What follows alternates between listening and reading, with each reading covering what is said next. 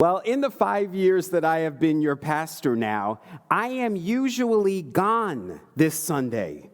I'm usually on vacation for the first Sunday in Advent. Greg and I are usually off on a cruise somewhere. Many of you know that we really enjoy going on cruises, and we meet wonderful people from all over the world. And last year, when we were on our cruise, we met a young couple who were on their baby moon. Have you ever heard of a baby moon? A baby moon is a vacation that expected parents-to-be take before their baby is born. Because they know that once the baby comes, they are not going to have a lot of alone time. They are not going to be able to relax much.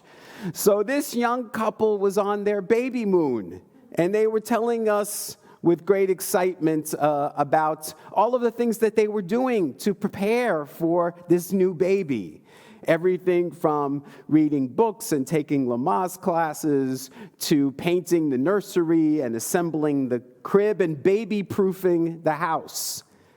And though they were very excited, they also shared that they were a little anxious and a little bit nervous about how this new life would totally change their lives.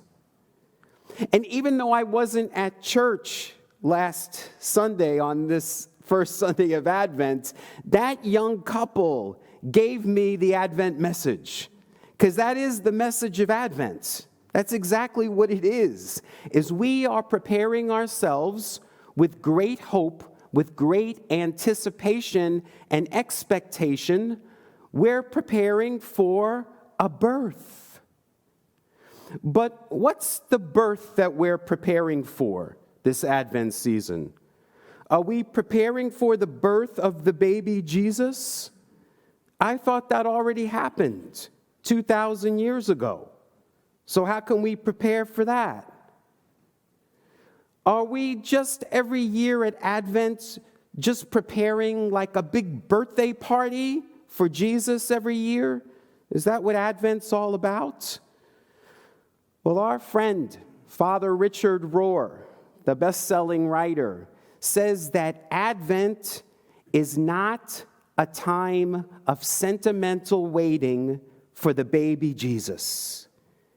He says Advent, rather, is a time to put our focus on the expectation and anticipation of the cosmic Christ. That Advent is not a time to focus on the baby Jesus, but to focus on the cosmic Christ. Now, I know that that's confusing for many of us who grew up in the church, because we equate Jesus and Christ. We make them synonymous. But I've shared with you before, the Christ existed billions of years before Jesus of Nazareth was even born. If you were with us last Sunday, we heard our reading from Colossians, and it said that Christ is the firstborn of all creation. That at the beginning of creation, the Big Bang, when God birthed everything into existence, there was the Christ, the firstborn of all of creation. Now, Jesus was a human being 2,000 years ago who was able to become one with that Christ. You know, the beginning of the Bible tells us, in the beginning was the Word. God said, "Let there be light." Well, that was 15 billion years ago. But 2,000 years ago, that Word, that light, became flesh in Jesus. Jesus became one with that light, one with the cosmos, one with that power and presence. And he said that we could do it too. And he came to show us the way. That's what the season of Advent is all about. We're not preparing ourselves for the baby Jesus. We are making way for the way. We are awaiting the awakening. We are preparing ourselves for the coming of the Son of Man. Now, this also may be confusing to you if you equate the Son of Man with Jesus. The Son of Man that Jesus is referring to in today's gospel is not himself. He's referring to the Christ. We just heard that Jesus says in the gospel for the first Sunday of Advent, he's not a baby, he's in his 30s here. He's instructing his disciples. He knows he's going to be gone soon. And he says to them, prepare yourselves, for the Son of Man is coming at an unexpected hour. So stay awake, be prepared, get ready. And he refers to the Son of Man 3 times, just in that short passage. So think about it. First of all, why would Jesus be referring to himself in the third person? That just wouldn't make sense. And second of all, why would he say to them, prepare yourselves for the coming of the Son of Man, if he was already there, standing in front of them, talking to them? That wouldn't make any sense. Jesus wasn't instructing them to prepare for his coming because he had already come. He was instructing them to prepare themselves for the coming of the Christ. That's who the Son of Man is. That's what the only begotten Son means. It doesn't mean Jesus. It means the Christ. The 13th century Christian mystic, Meister Eckhart, said, God is forever begetting the only begotten. God is forever begetting the only begotten. It didn't just happen once with Jesus. God's forever begetting that in us. The Christ is continually born in us. Now, the 20th century Christian mystic, Thomas Merton, put it this way. He said, the events and the images in Scripture symbolize inner experiences.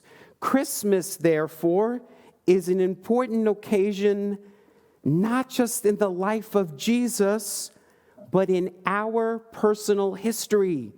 Through it, God awakens us to the divine life within ourselves. That's what the Advent season is. We are preparing ourselves for the birth of the divine life within ourselves. What we're doing during Advent is we are participating more fully in the incarnation for ourselves. And I know that that's confusing because those of us who grew up in the Christian church, we weren't taught that. We were taught Jesus was the only Son, the only light, and that we lacked the capacity to do what he did. But that's not what Jesus said. Jesus said, you are sons and daughters of God. Jesus said, you are the light of the world. And Jesus said, all of the things that I have done, you can do. And then he added, these things and greater.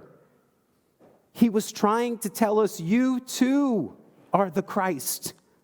You too can do all of these things. That's what the season of Advent is all about. It's a time of preparation for us to do those greater things. So it's not about Mary becoming pregnant with the baby Jesus 2,000 years ago. It's about you saying yes to become pregnant with the light and preparing yourself to give birth to that light, to give that light into this world of darkness. That's why we don't say keep Jesus in Christmas. We say keep Christ in Christmas, because that's what Christmas means. The baby Jesus is just a symbol for us of the cosmic Christ. That's why we're focused on the star, the light of the cosmos.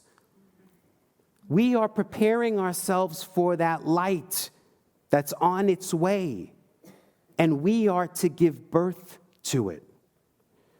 So we light Christmas trees and we light Advent wreaths to remind us of the light.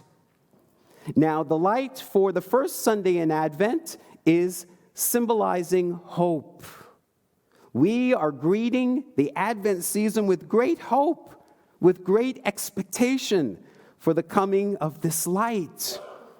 But I know that it is very, very hard for us to kind of be focused on light when we're living in a time of darkness. We're living at a time in our country of great discord, a time of great conflict. It is so difficult for us to recognize the light in one another. But we have been through dark times before, many times in our human history, and the light never left us. The light was always with us. Dan mentioned at the top of the service, today's not only the first Sunday of Advent, it's also World AIDS Day.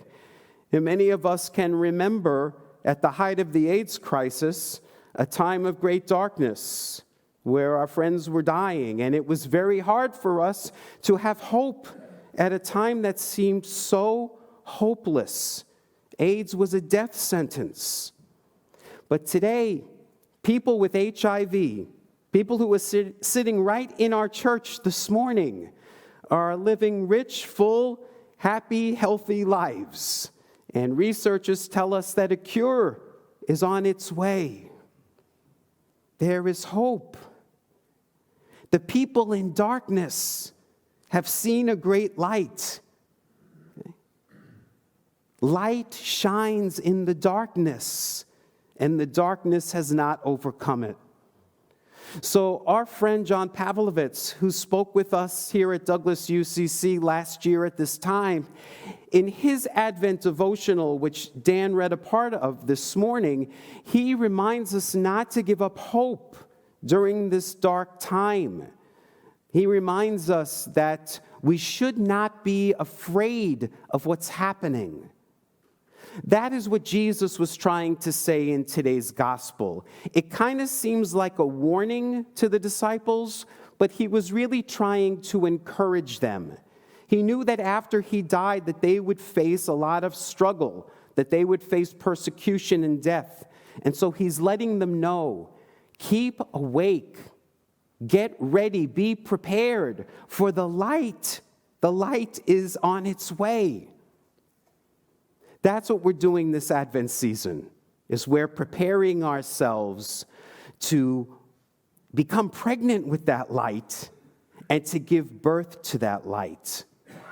The light is on its way, and that light is within us. So this Advent season, let every heart prepare him room. Namaste.